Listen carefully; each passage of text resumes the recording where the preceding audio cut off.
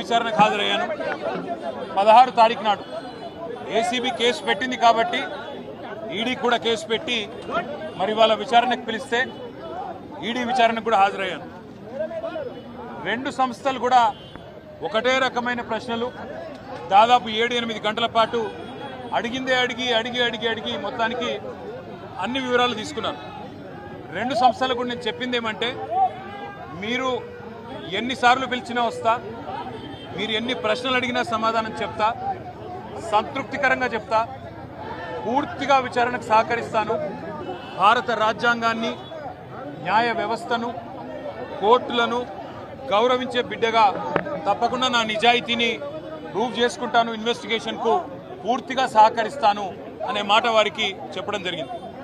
అయితే నాకు ఎక్కడ ఇబ్బంది అనిపిస్తున్నది అంటే, ఇంతమంది నాయకులు, ఇంతమంది పోలీసులు, ఇన్ని విచారణ సంస్థలు, ఇవాళ ఉదయం పేపర్లో కూడా చూసిన ఈ విచారణకి దాదాపుగా 5 నుంచి 10 కోట్ల రూపాయలు ఖర్చు అవుతుంది అని ఇవాళ ఉదయమే పేపర్లో చూసిన. అందుకే ముఖ్యమంత్రి రేవంత్ రెడ్డికి నేను ఒక మాట చెప్పదలుచుకున్నాను.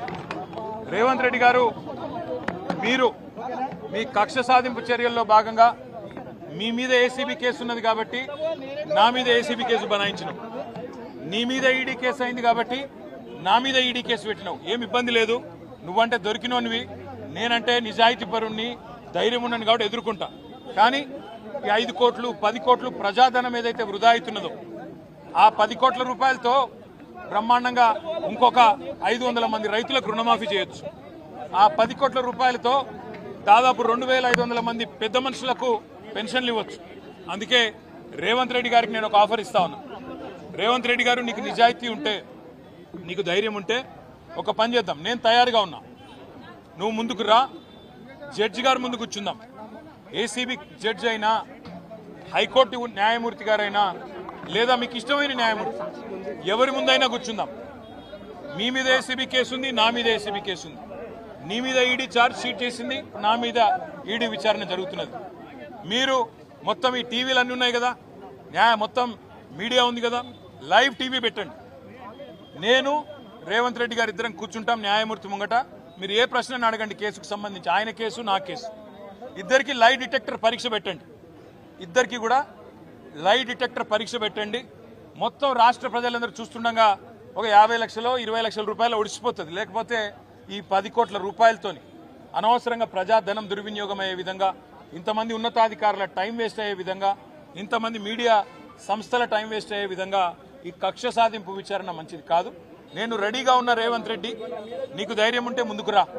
నీ జూబ్లీహిల్స్ ప్యాలెస్లో అయినా సరే, లేదా న్యాయమూర్తి ఇంట్లో అయినా సరే, ఏసీబీ న్యాయమూర్తి ఇంట్లో అయినా సరే, కోర్టులో అయినా సరే, లేదా ఈడీ ఆఫీస్లో అయినా సరే, ఎక్కడైనా నేను లై డిటెక్టర్ పరీక్షకు సిద్ధం. నువ్వు కూడా రా, ఇద్దరం కూర్చుందాం. దొంగెవరో, ఎవరేందో, ఎవరి నిజాయితీ ఏందో రాష్ట్రం మొత్తం చూస్తుంది. నీకు ధైర్యం ఉంటే వెంటనే నిర్ణయం తీసుకో. డేట్ నువ్వే చెప్పు, టైం నువ్వే చెప్పు, ప్లేస్ నువ్వే చెప్పు, నేను వస్తా. నిజాయితీగా నా చేయిస్తా. నువ్వు లై డిటెక్టర్ పరీక్ష పెట్టి నువ్వు కూడా పెట్టుకొని కూర్చో. ఎవరు ఏందో రాష్ట్ర ప్రజలకు తేలుతుంది.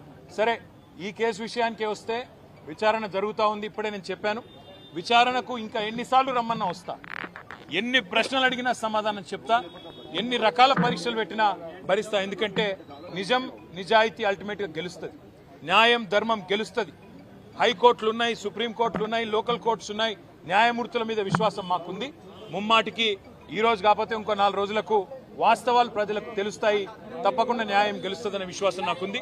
మాకు ఇవాళ ఇక్కడ ఇంతమంది వచ్చి సహకరించిన మా మిత్రులు, మా పార్టీ నాయకులు, మా కార్యకర్తలు, మా మీడియా మిత్రులు అందరికి హృదయపూర్వకంగా ధన్యవాదాలు. మనం తప్పు చేయలేదు, తప్పు చేయబోము. ఎట్టి పరిస్థితుల్లో ఇంత అరపైసా అవినీతి కూడా జరగలేదు. అదే మాట 8 గంటలు వాళ్ళు అడిగినా, అదే మాట చెప్పినా, తప్పు చేస్తుంటే రుజువు చేయండి, ఏ శిక్ష వేసినా సిద్ధమని చెప్పి కూడా వారికి చెప్పిన. All I have said to the Enforcement Directorate today is that I will cooperate fully. I'll cooperate wholeheartedly. I'll cooperate fully. However many times they call me, however many times they summon me, I am going to be there. And whatever the kind of information they want from me, I am happy to give them. But I've asked the same question to ACB. I've asked the same question to ED as well. Where is the case here? Where is the case here? यहां से अगर एक पैसा गया कहीं तो उस एक पैसे का अकाउंट दूसरे तरफ है, तो इसमें फ्रॉड कहां है, करप्शन कहां है? मनी अगर सब महफूज है तो लॉन्ड्रिंग कहां हुआ है? मनी लॉन्ड्रिंग कहां से आता है?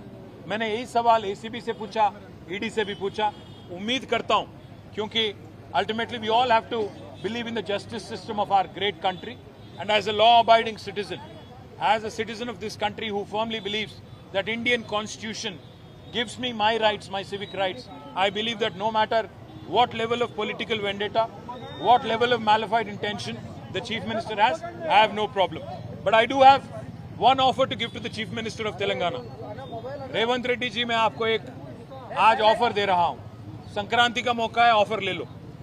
क्योंकि आप एक मिनट सोचो, आप पे एसीबी केस है, 50 लाख रुपया देते हुए, एमएलएस को खरीदते हुए आप पकड़े गए 2015 में। वो केस अभी चल रहा है। उसी केस का फिर ईडी ने भी केस किया, चार्जशीट भी फाइल किया। आप लड़ रहे हो, अभी भी कोर्ट्स में लड़ रहे हो। तो मैं इसलिए रेवंत रेड्डी जी को ऑफर दे रहा हूं।